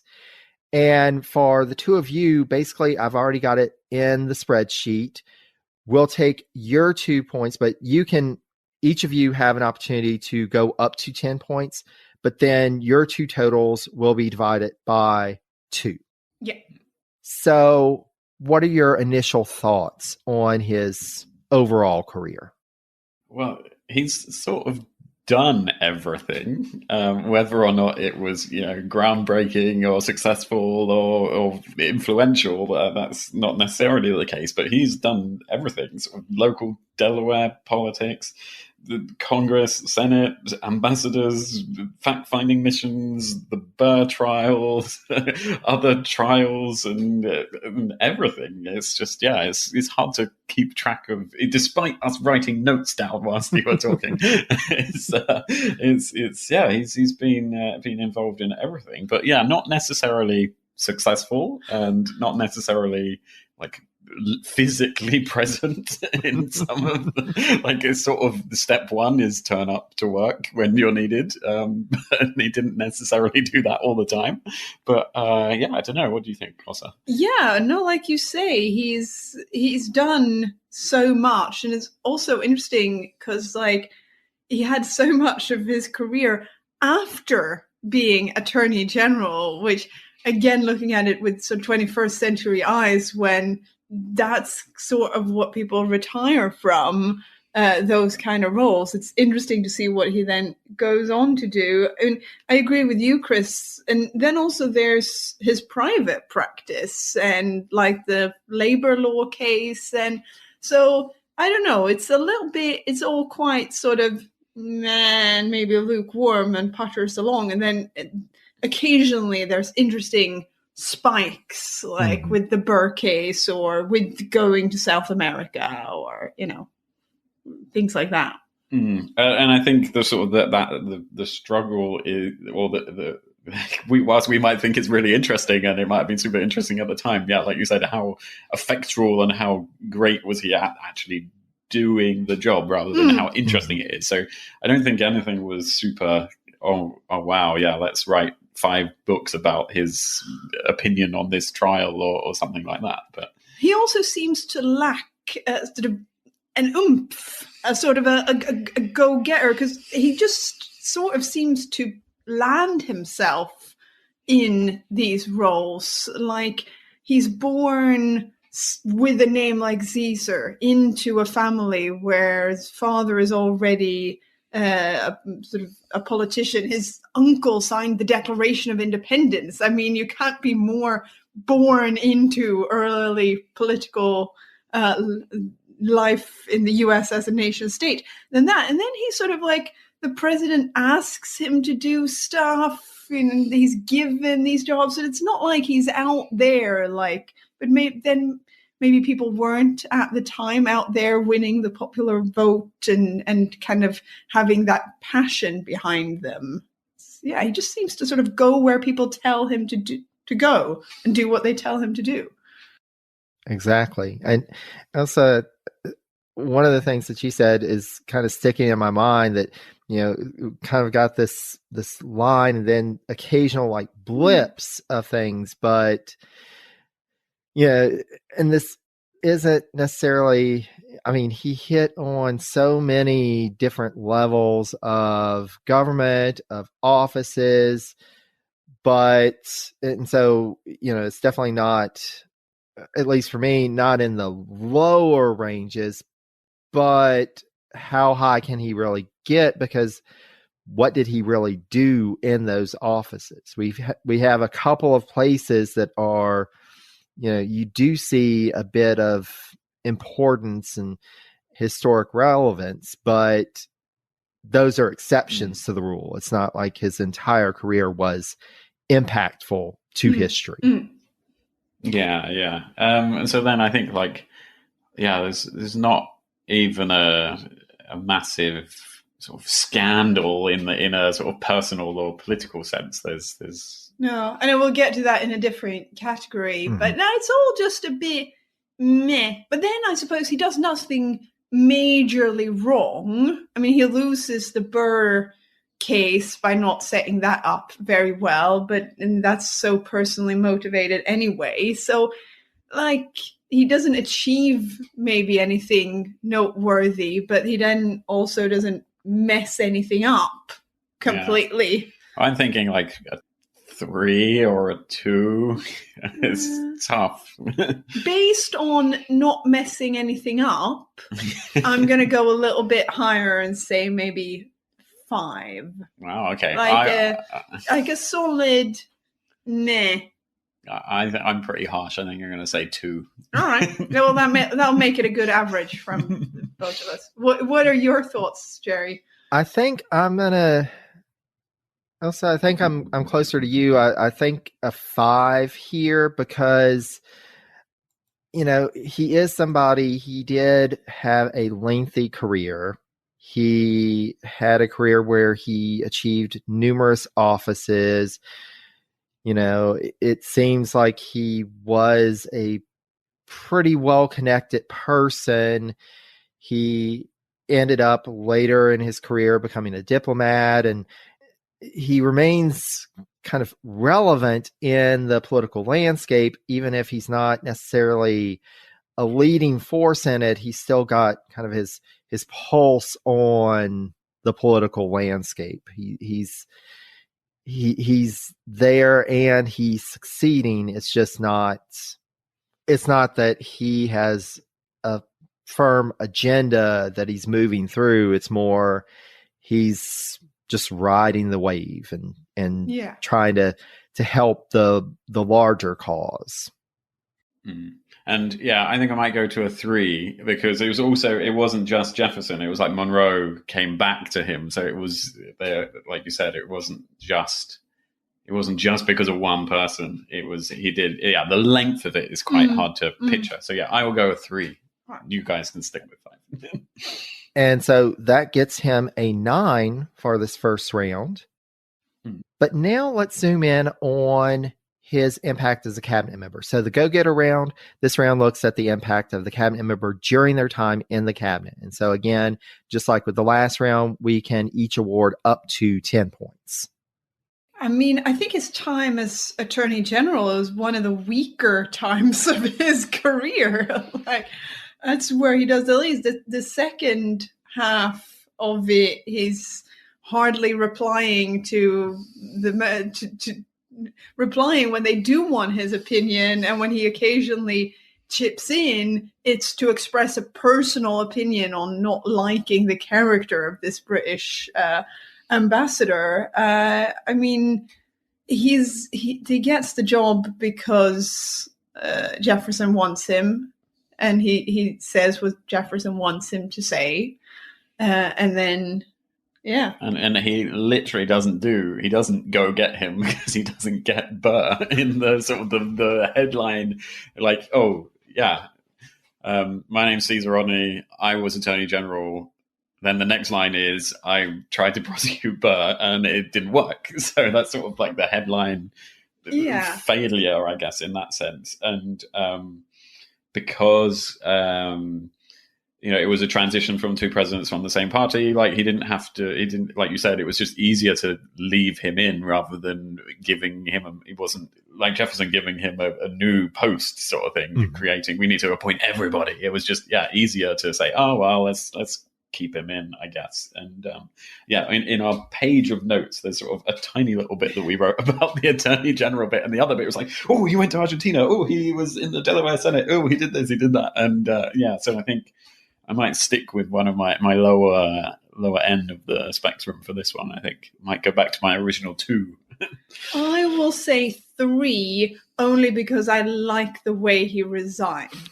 I will stick up for the Scandinavian style, straight to the point, 1 sentence line of communication. That was fun. That was efficient. That was no nonsense.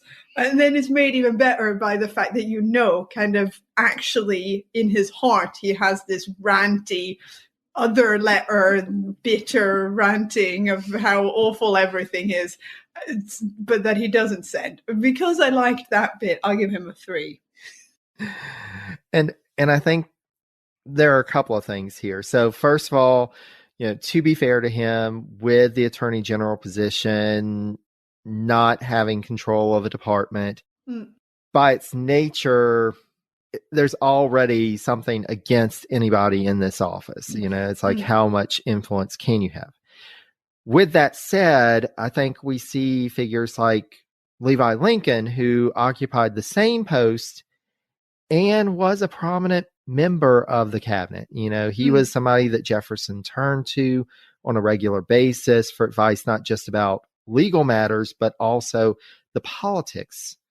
So there's an opportunity to have influence as Attorney General, and you just don't see it with Rodney. You have this figure, and Jefferson does have a strong confidence in him, but he doesn't do the one big thing that Jefferson wants. And then it becomes the blame game of, oh, well, it's somebody else's fault. It's not that I put together a bad case. It's Marshall is just unfair. I don't like him. The Federalists don't like me. The Federalists don't like us. It's rigged. It's this was never going to go our way. And, you just have to wonder. And then we get to, and this is one of those cases where there's a stark contrast between serving under Jefferson and serving under Madison. With Jefferson, it was clear, even though he may not have been that effective, at least he was definitely on board with Jefferson. you don't get that he was on board with Madison. And especially with that bitter letter at the end, it's like, okay, they are just oil and water. This is not working here. So I think I'm going to have to go with Chris and be a little harsh and say 2, just because, I won't go to a complete 1 or 0, because he did at least support Jefferson, just not really that well. And then with Madison, there just that support wasn't there. Yeah, because quickly, after all, the Burr trial was a huge thing, and he was right in the middle of it. So he was, they didn't win, but he was still really involved. So. Yeah. And so that gets him a 4.5 for that round. Right now, he's at 13.5. But here's where we've got an area that he may lose some of these points. So our hot seat round discusses any disgraceful behavior of or actions committed by the cabinet member. The disgrace does not have to be during their tenure of office in the cabinet. And we can each take up to 10 points from him. So this is negative points. I mean, this guy is just boring.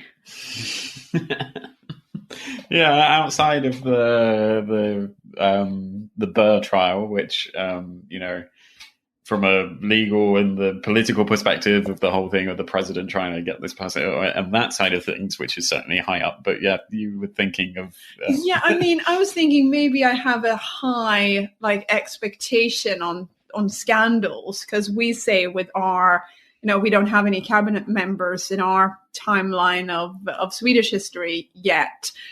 We have kings and their courts, but there are a fair few scandals there, and quite high ranking on the list of scandals is a scandal that I know that we share with Rex Factor when they go through British history, and it's when someone has sex with nuns, which happened surprisingly often. I don't know. So maybe I in my mind, a good scandal is sex with nuns. And I mean, this guy is so far away from sex with nuns as a scandal that he's boring to me. He's average. But then maybe it could be from a lack of knowing. But I feel like, did he do anything scandalous? We would have known, so we can assume he didn't. And I'm disappointed. Yeah. So then I guess it's how much you take into account the Burr-ness of it. So I think with the other side, I'm struggling to think of a 1 point thing that he did for the rest of his life. You didn't mention anything about him, a lot of people have, mistresses and secret children or anything like that. So it seems like he was a pretty decent person on that perspective. But yeah, I don't know. I'm struggling. What are your opinions on the Burr-ness of it? And that's the thing. So, only a couple of things, and I'll go ahead and note. One thing that we typically have in this round for cabinet members who are from slaveholding states, and Delaware was a slaveholding state, if they did enslave individuals, we do mark off from this. Of course, there's no quantifying that horror. But in this case, I can't confirm that Rodney did, in fact, enslave individuals. He was in Delaware, but he was in an urban part of Delaware. I did not read anything that he had any kind of agricultural operation, that he had any people in the household. So I can't confirm that he did enslave individuals. I can't deny it. I also can't confirm it. So really what we're left with is, for me, 2 things. One, his prosecution as a House leader in the Samuel Chase impeachment trial, where it's a clear partisan move to try and remove this Federalist judge. And then his conduct in the Burr trial, which, let's do anything that we can. Let's build a shaky case in order to get Burr. both of these seem like, very political vendettas that he was more than willing to get involved in and do what needed to be done. But it's also not much. Mm-hmm. And it's the certainly with the Burr, he's following Jefferson's lead, and it's a Jefferson led move with him writing letters and giving out all those blank forms and all of that kind of stuff. And for a certain part of it, Rodney had to go home for his son as well for some of it. Yeah. So I think he does the most scandalous thing in his story is them potentially losing him in Buenos Aires and not knowing where his remains are. And I think if you do the most scandalous things in your life when you're dead, maybe that's the contradiction. Yeah. That's like, oh, the most like, ooh, what went on? That happened way after it was already gone. Yeah, I don't. So I think maybe do we say a 3 again? Maybe of taking 3 points away. Yeah. Well, I want to take more away from him, but maybe again that's because I love. I have. If you listen to Flat Pack, you know how excited I get when people do crazy things in history. I'm going to take 6 away from him. Yeah. Oh wow. Yeah, that's intense. When the other people like own slaves and duel and do all that. Yeah, because typically with this, it's like folks that really have some scandal, and if they don't have scandal, we typically don't take away points. But sorry, yeah. I sorry. Ignore everything I said. I did the scale wrong. I take so the least scandal. The least scandal. Oh yeah, no. Then I want to give him 0. Sorry, Jerry. No worries. I misunderstood. I was like, scale. I was like, what did I miss? No. What do you know about Caesar Rodney that I don't? There was a wild weekend in Atlantic City or something. When his Swedish cousins came to visit. No. Then I want to give him nothing because he's just so meh. I think the Monroe and the Burr stuff is about. Let's give him a 1 for that. I'll give him 3. Okay. So 1 and 3, and I'm going to take away 1, and it's mainly knowing the perspective and knowing that we have some cabinet members that are quite scandalous in numerous respects, and so Rodney, it's like just live a little, have that midnight snack where you eat the entire pie, something, something you really, but that 1 is really, being willing to carry out that political agenda, even though he wasn't really the one deciding it, he was more than willing to be that agent. Yeah. And he took it pretty personally when they lost. Oh, yes. So he was still on, even though he was following orders in a certain respect, he was still engaged in it emotionally to get so annoyed when they lost. But then at the same time, I'm blaming this guy for not being scandalous enough and not interesting enough. I suppose, on the other hand, it's good. You don't want your publicly elected officials to do scandalous things. And so, again, like we've been saying, he doesn't do anything bad in this category, as opposed to so many previous people have been covered here who have a record of really horrendous, like you said, slave owning and that kind of thing. And the one when we talk about slavery, like the people who said, "Oh, well, we should get rid of slavery, but I want to keep mine, or I'm going to keep mine for the moment." Whilst, like, that's the worst. Yeah, all the ones that are like, "No, you get rid of slavery, but I'm not getting rid of my slaves until I die." Yeah. Like, that is just self-serving in the most horrendous fashion. Exactly. So yeah, he doesn't do any of that. He's not bad. Yeah. And that's the thing. And it could be that there's more about Rodney that we just don't know because he isn't as well studied as other cabinet members, but we have to go on what we know. And there's not much here for this category, but this does remove 3 points from his total. So now he is at 10.5, but he does have an opportunity to pick up a few more points, starting with tenure of office. So we award points based on the entire time that a cabinet member served in a full-time capacity.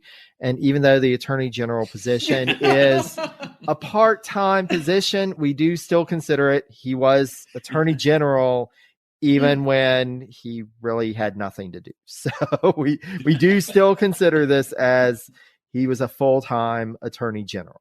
So he served from January 20th, 1807 to December 5th, 1811. And so with rounding, that gets him an additional 5 points. And then we have our bonus points. So our cabinet members can earn a bonus point if they served in more than one full-time cabinet position. He did not. He was only Attorney General.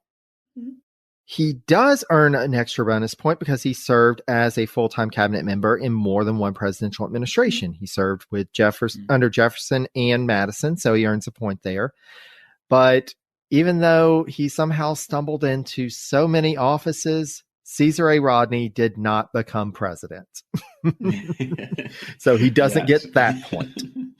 But it's interesting, like the time-wise, he pretty much served a 4-year presidential term, but covering 2 presidents. So he earns the same amount of time as others, but did it for 2 people, which is just a quirk. Exactly. And so he ends up with a total of 16.5. So he is definitely towards the lower end of our cabinet members, but given what we've talked about, that seems rather fitting. Yeah. And lower despite not having many taken away. So it wasn't like he started with a high and then had 10 taken off. And especially considering that 5 of those points were just he stayed in office long enough. Yeah. So I'm pretty sure I know the answer, but we do still have to ask the question. After all I've shared about Caesar Rodney's life and career and what we've discussed, do the two of you think that this cabinet member is notable enough or impactful enough to earn a seat at the table of the Cabinet All-Stars? No. But I still think we should petition a Delaware school district to name a school after him. I think that's a fitting level of kind of honoring, because it's a bit sad that he has nothing. If his dad has this historical district, he should at least have something. Only if the gym hall is called the Horsey Gym Hall. If any state officials in Delaware are listening to this podcast, please make this happen and let us know. We'll come over for the inauguration. Yes. And I will even do a season on the football team. That might be more of a threat than a promise. You heard it here, everybody. Let's make this happen. Let's make this happen.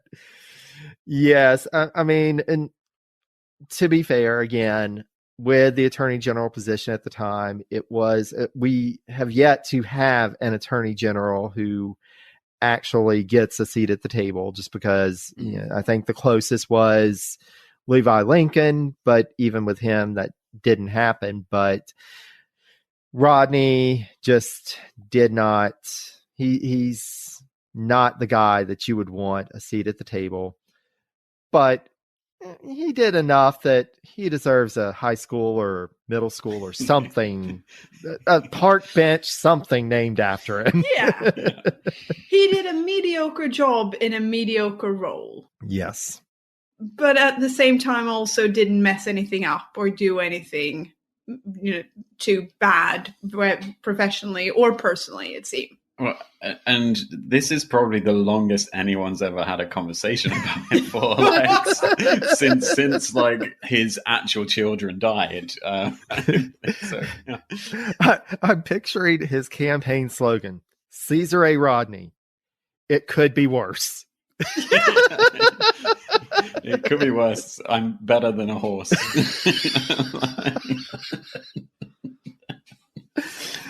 Well, even though he is definitely not going to,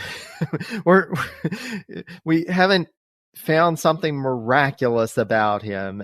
It's still, to me, and I hope that y'all feel this way as well, it was interesting to learn about his life and career and see these political dynasties and how folks would end up in these offices and be a part of, some pretty important things. We've got the growing, got the Burr conspiracy, the Burr trial. We've got the attempts to impeach judicial officers. And there were some definite legacies and precedents set with those that carry on to this day.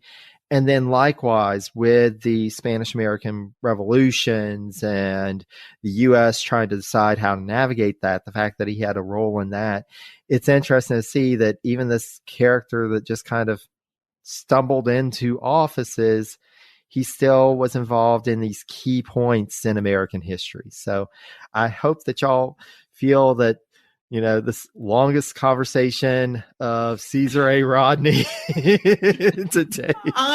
I've had a lovely time talking about this guy, and I feel like history of any country and any period is full of people like him.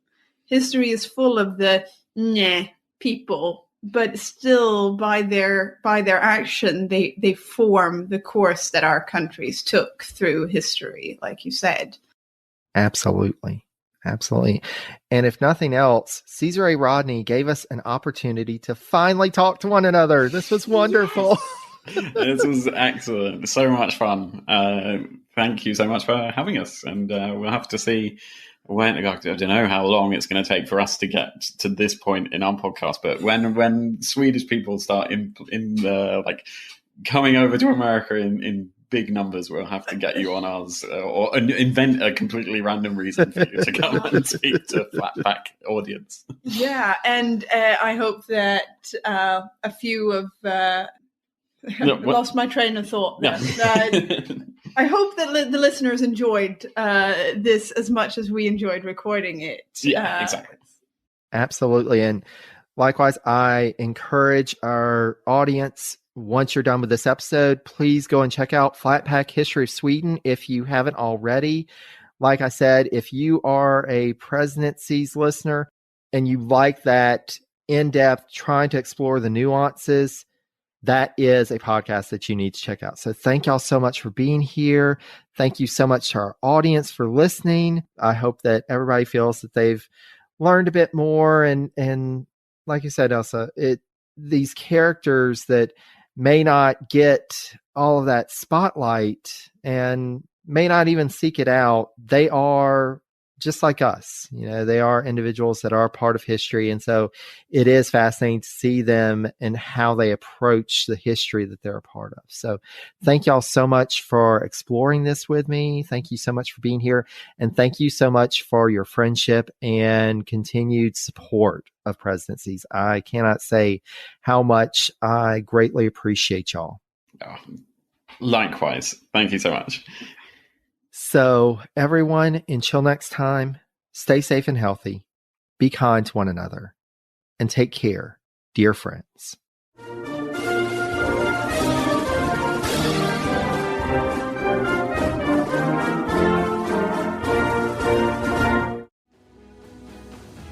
I'm Ken Harbaugh, host of the new Medal of Honor podcast from Evergreen Podcasts, brought to you in partnership with the National Medal of Honor Museum. In each 3-minute episode, we'll learn about a different service member who distinguished him or herself through an act of valor. We'll include stories from the Civil War to Iraq and Afghanistan, and from all branches of the military. We'll talk about service members who were overlooked for the medal at first, due to their race or religion, and about those who were celebrated at the time. We'll hear stories of soldiers like Audie Murphy, future Hollywood star who mounted a burning tank to hold off German infantry in World War II. And people like Dr. Mary Edwards Walker, a Civil War Army doctor and the only woman to receive the Medal of Honor so far. Learn about these heroes and more wherever you get your podcasts.